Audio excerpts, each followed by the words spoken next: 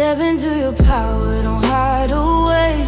You were born to shine in your own brave way. Confidence rising like the light of day. Hey, it's your girl Nomad Nisi, and welcome back to my channel. This week, you guys probably don't know this, but I am currently in graduate school pursuing a master's in addiction studies. I want to get licensed as an LADC/LPCC, which is a licensed alcohol and drug counselor / licensed professional counselor, something counselor. So that I'll be able to provide therapy services for people that are struggling with co-occurring mental health and substance use disorders. Right now, I am working in corporate America as a project manager. My bachelor's degree is in business with my minor in project management. So essentially, project management is my first career. And I'm basically doing a career change. I've always felt like, I don't know, for a long time, I feel like my career enabled my drinking, being able to work from home. And then of course there's the corporate environment where you go to company gatherings, there's always alcohol being served. I remember at one job when I used to go in office, on Fridays, they would have someone going around with a cart, and on that cart was alcoholic beverages. So they they very much condoned drinking in office on the clock while we were doing our jobs. I've always felt as though I was missing meaning in my career. Like, I want to do something that I'm passionate about. And for a long time, I had no idea what I was passionate about. And now everything that's happened in my life, it makes so much sense now. Like, I get excited to study because I'm excited to learn more about addiction. I'm excited about when I do graduate, I want to open my own practice so that I can help others that are struggling with this disease, just like me and my mom. That's what I'm doing in the background. In the foreground, I'm still working my corporate job Monday through Friday, regular business hours. And I will say that I am quietly quitting and detaching from my corporate job. But I will talk more about that in another video. For this video, I want to talk about my SUV build because I'm really excited about that. I had this kid that was supposed to be helping me with it. He's this 19-year-old kid. He's one of my neighbors. And I always see him working on his car. So I asked him if he'd help me one day. And he said he would love to because he does this kind of stuff for work. Y'all, I feel like he said that because I offered to pay him.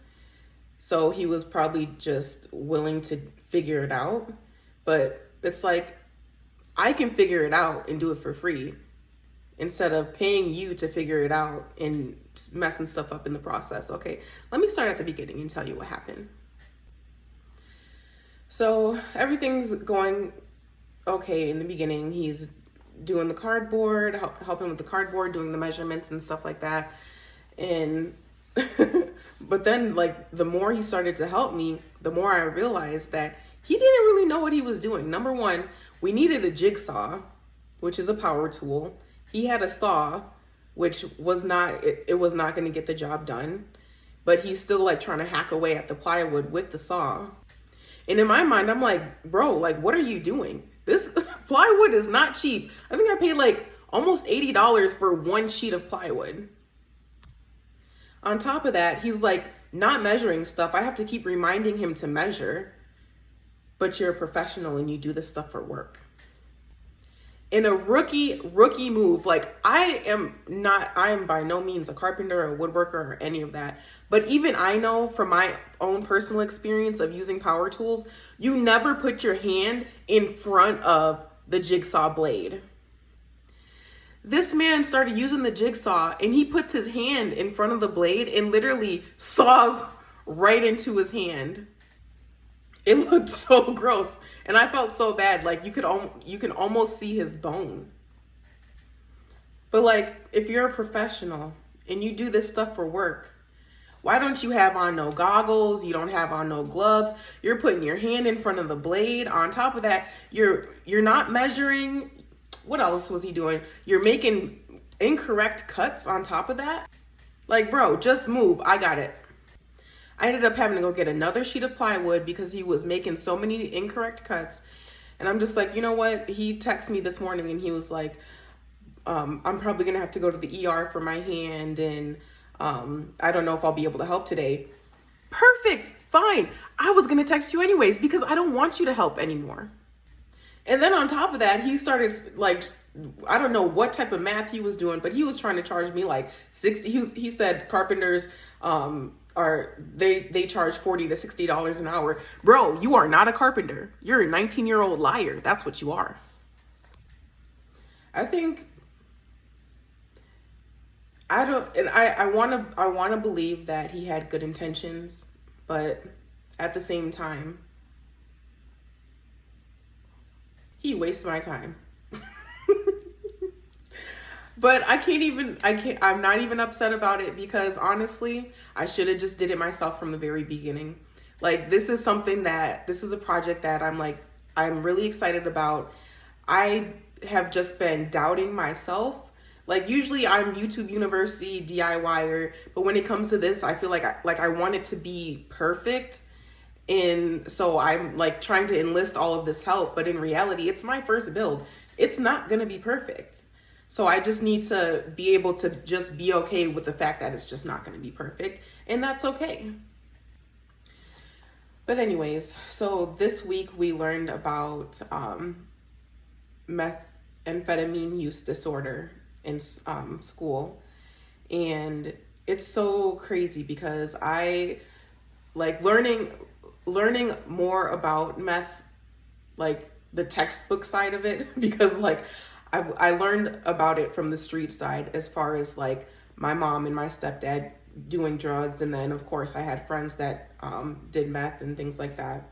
But actually learning about like what it does to the brain and why it's so addictive, it started to like unleash all of these memories in my mind that I had previously suppressed. I remember my mom being hospitalized a lot, and from my perspective, I always thought that it was because of, like, I knew she had mental health issues, and I thought the furthest her drug use was marijuana, because I'd always see her smoking weed. I never seen her do anything harder than that. Smoke weed and cigarettes. But looking back, knowing what I know now, it was drug-induced psychosis. When I was growing up too, we grew up poor, and I remember like it was always a struggle in our household, financially and with food and things like that. And my mom could never keep down a job. And I remember living in hotels and we moved around a lot, like a lot. And looking back, it's because of her drug addiction. I feel like I'm in this weird place mentally because like, I feel like my entire childhood was a lie. Like, there's just so many things that I just didn't want to believe about my mom. But then now, knowing what her cause of death was, everything just makes so much sense. And it's like, how did I not see this? Like, was I just choosing to believe what I wanted to believe? I think I just answered my own question. I think I wanted to see the best in my mom. And that meant not seeing the addiction or the drug use, even though it was right in front of my face. And it's sad too, because I know that if my mom would have been able to get the help that she needed for her mental health, then she would have been able to address the substance use disorder. And here I am with the same struggles. They say addiction is a family disease, and that is so true, because the same circumstances, the same environment and upbringing that creates addiction in the parents, the parents recreate that same environment for their children, and the cycle just repeats itself. And I don't care how long it takes, how many times I have to try, I am not going to give up on my recovery. And I just pray, by the grace of God, that I can help people in the process. This recovery journey is going to be filled with so many ups and downs and twists and turns, and I am here for all of it. I know every day is not going to be sunshine and roses and rainbows and unicorns. But I'm excited that you guys get to walk this path with me. So if you're interested in following along on my journey, please like and subscribe to my channel, and I will see you in the next one. Peace.